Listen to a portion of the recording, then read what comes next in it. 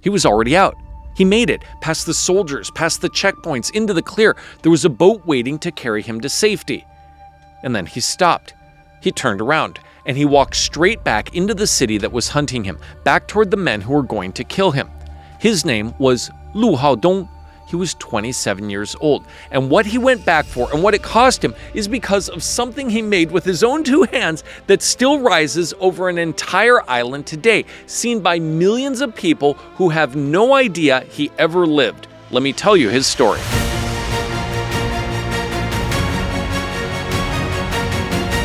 Picture a small village at the edge of the sea in the last tired decades of a dying empire. It's the 1880s. Near the end of the Qing dynasty. The village is called Cuiheng, a little cluster of mud brick houses and fishing boats in the Pearl River Delta of southern China, in today's Guangdong province, close enough to Portuguese Macau that the modern world is already leaking in around the edges. There's river silt in the air and incense, and at the center of it all, there's an old temple with an old carved god inside it. Beidi, the northern emperor, watching over a village that kneels to him and prays for harvest and a little mercy from a country that has less and less of either. And in that village, there are two boys who are done kneeling. One of them is Loud. He's the older one, just back from years away in the kingdom of Hawaii, and his head is full of dangerous foreign ideas about China with no emperor at all. The world would come to know him as Sun Yat-sen. But this story isn't about him. It's about the other boy, the quiet one, Lu Haodong. And the way to understand Lu is to watch his hands. Where his loud friends talk, Lu makes. He's careful, exact, good with a brush, good with a blade. The kind of boy who can look at a broken thing and see exactly how to fix it. Now hold on to that, because everything he becomes is already sitting in those hands. Now, these two boys are sick of watching a starving village pour its last coin in front of a lump of painted wood while the whole country rots from the top down. So, one afternoon, they walk into that temple, and they break the god, snap the hand clean off the North god's arm. And the way the story is told, that was the two of them together. The village comes apart. You do not do that. Two boys who broke a god and now they have to run for it. Lu runs all the way to Hong Kong. He gets baptized into a new faith. He learns the modern world and he trains at something brand new, the telegraph. And he's good enough at it that he ends up running a telegraph office all the way up in Shanghai. Now think about what that means. This careful boy with the careful hands spends his days turning words into little pulses of light and sound and firing them clean across a country. A man who moves invisible things through the dark, a maker of signals. He doesn't know it yet, but he's been in training his whole life for one drawing he hasn't yet made. Years later, the loud friend comes back to him, and this time he isn't talking about breaking one wooden god. He's talking about breaking the whole empire.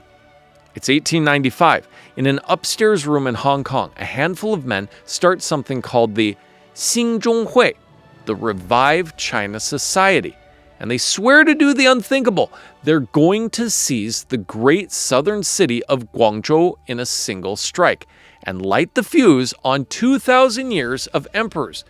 But you can't march an army against an empire under the emperor's own dragon.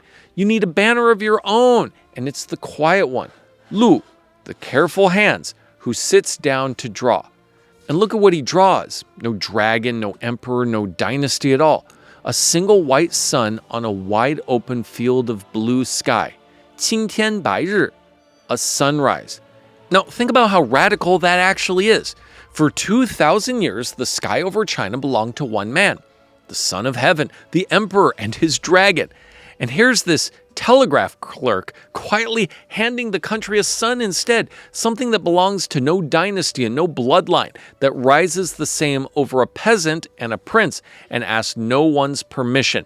The boy who tore one god down had just drawn a new one to put in its place, and this one he was going to hang over a free country. The strike is set for the festival of the double ninth, Chongyang, in the autumn. a day when the roads flood with travelers so armed men can slip into the city without being seen. It's a good plan. And then it leaks. An informer, a careless wire, weapons found on the docks, and there's a little bit of irony in it. The age of the telegraph, the thing Lu had mastered, is the exact thing that carries the warning to the enemy. The Qing move first, the arrests begin, and word races to the leaders before a single shot is ever fired. It's over. It's finished before it started. Scatter, run, live to try again another day. So Lu runs with the rest of them. He gets clear, he is safe outside the net on his way out. And then he stops because he remembers what's still on a desk back in that office. Not a weapon, not gold, a list. Back in the society's office is the membership registration. Every name, every address, every family in the entire network, written down in one book. If the Qing get their hands on it, they don't just win one night in Guangzhou, they win everyone. Every man who trusted the cause, and every wife and child in every one of those homes. Lu is free and clear on the outside of that. And he turns around.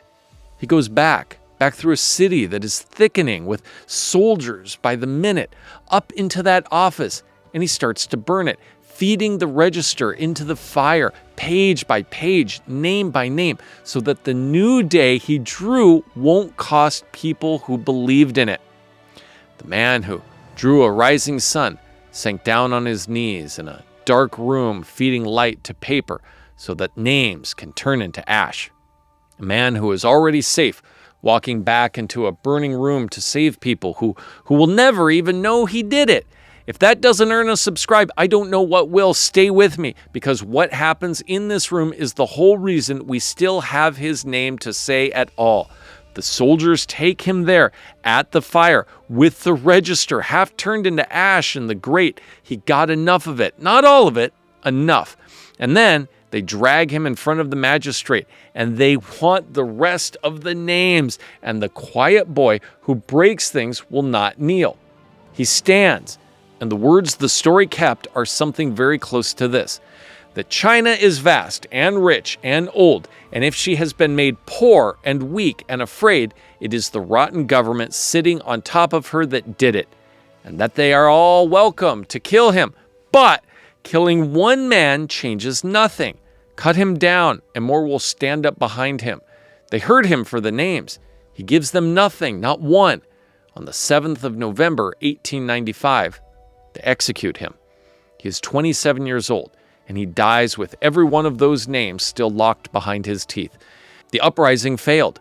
His loud friend runs and becomes a hunted exile with a price on his head, and fails again and again, 10 more times over the next 16 years.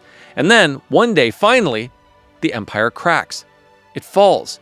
A republic rises up out of the pieces, and the sun that Lu drew ends up on its flag, and then on an island's flag, and on the badge of a political party that outlives every single person in this story, raised up every morning, saluted by millions of people for more than 100 years and counting. The symbol became everlasting, and the man who drew it, the very first person to die for it, became a name that almost no one on earth can tell you. He went back into the fire to burn a list of names so that they would not be erased, and the only name that got erased was his own.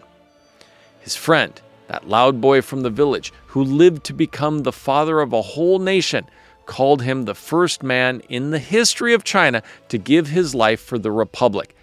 And that friend spent the rest of his days on a single idea, that a man is only flesh and can be destroyed, but a symbol can be everlasting. He thought he was talking about himself, but the first person it was ever really true of was the quiet boy from his own village, the one who drew a sun, and then turned around and walked back into the dark.